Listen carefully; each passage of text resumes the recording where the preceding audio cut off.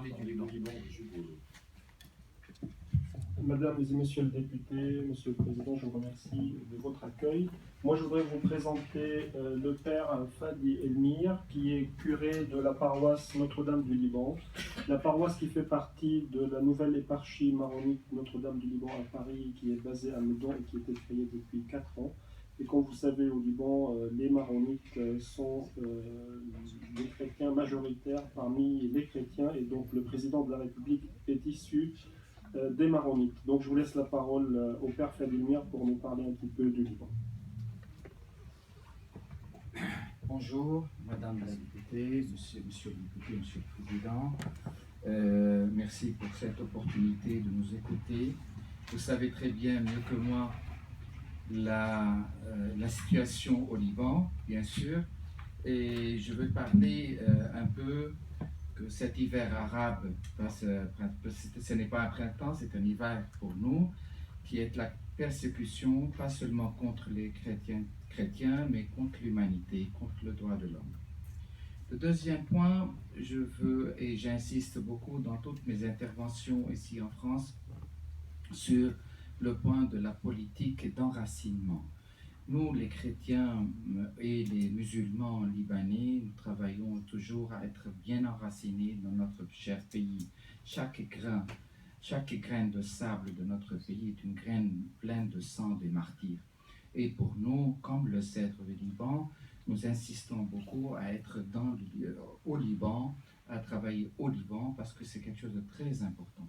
Et si les chrétiens du Liban quittent le Liban, et le Liban va se vider de la chrétienté, et des musulmans aussi, avec un cœur ouvert, alors là, il y a un grand danger, pas seulement pour le Moyen-Orient, mais aussi pour l'Occident. C'est ce que notre patriarche explique dans son nouveau livre.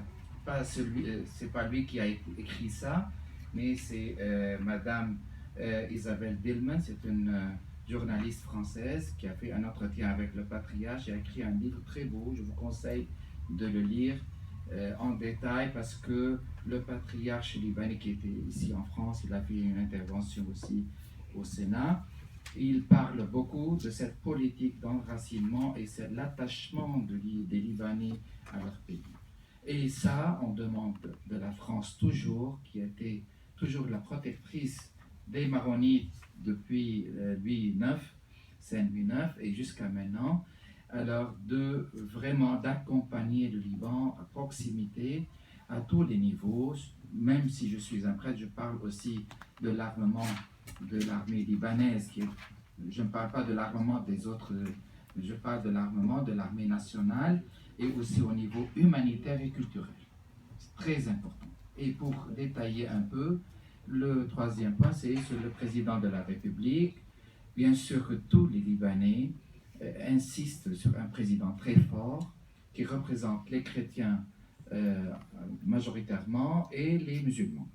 On a besoin de ce président-là. Mais le problème que le patriarche, notre Sa Béatitude, évoque ici dans ce livre, c'est le grand conflit entre Iran et l'Arabie Saoudite qui empêche les Libanais à élire ce président. Et c'est quelque chose de très important. Et c'est un point très dangereux aussi, parce que le président libanais est un président chrétien maronite, et c'est le seul pays au Moyen-Orient qui a un président maronite et chrétien. Et on a peur, nous les chrétiens aujourd'hui, pas une peur, on n'a jamais peur, les chrétiens, nous sommes très forts, notre espérance est en Jésus-Christ toujours, mais pour le changement de l'identité du Liban. Parce qu'en changeant vraiment la religion de la présidentielle, alors il va y avoir beaucoup de changements au Liban. Et le Liban, ça va influencer tout le Moyen-Orient, bien sûr. Et aussi le quatrième point, l'histoire des réfugiés. Bien sûr que tout le monde sait bien, pas seulement 1,5 des réfugiés au Liban, mais il y a 2 millions de Syriens réfugiés au Liban. Et la population libanaise est de 4 millions, la moitié. Sans compter aussi les réfugiés irakiens, qui sont bien sûr et les réfugiés palestiniens aussi, qui sont plus dangereux et qui sont dans des camps,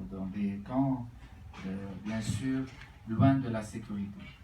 Et bien sûr, les réfugiés, ils sont bien aidés par plein d'associations, par des associations qui viennent de la France, de Qatar, de la Turquie.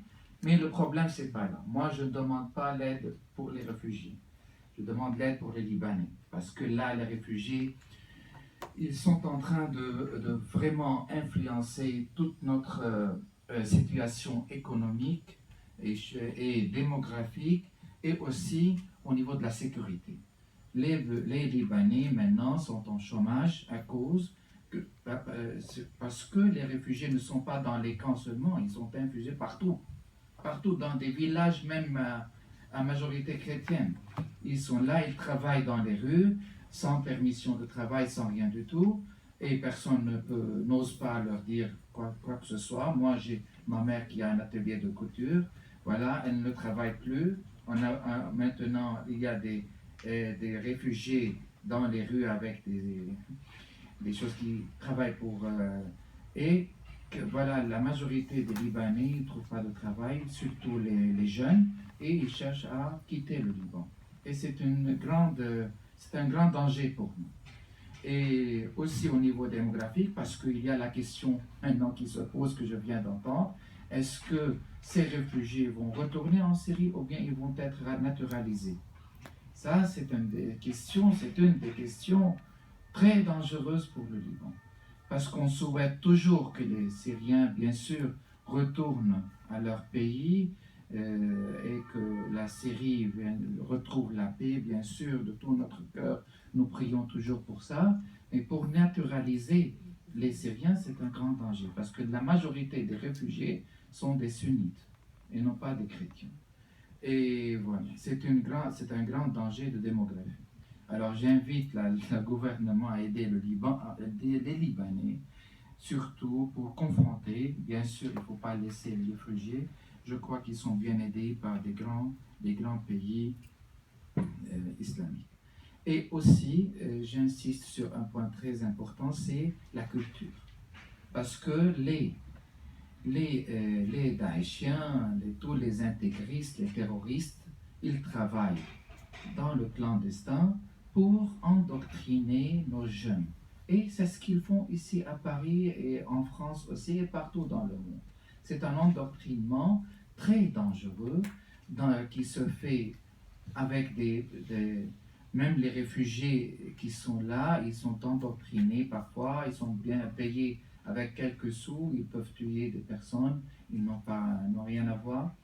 Et aussi, il y a ce danger-là. Et nous comptons sur la culture francophone.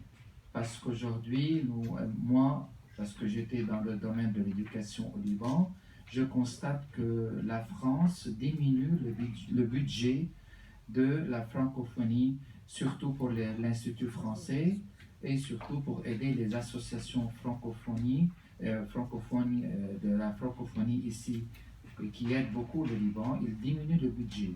En contrepartie, les autres augmentent. Les États-Unis, les Britanniques, tout ça. Et pour nous, la culture française francophone, elle est très importante. Parce qu'elle nous a donné beaucoup de choses au niveau de la liberté, de la fraternité, de l'égalité et tout ça. Moi, je remercie toutes les associations qui aident le Liban, surtout la Credo, l'association francophone au Liban, la Solidarité. Il y a beaucoup d'associations qui aident le Liban au niveau culturel et éducation, et j'aime bien qu'ils soient bien soutenus. Malgré tout, notre patriarche termine par un mot d'espérance. Malgré toutes les persécutions que nous sommes en train d'endurer, nous sommes là, nous prions pour la conversion, pour ce cœur endurci des persécuteurs, afin qu'ils retrouvent le cœur doux et du Christ, le cœur humble de Christ, le cœur de la miséricorde, de Rahma, de la miséricorde de Dieu. Amen. Merci beaucoup. Merci.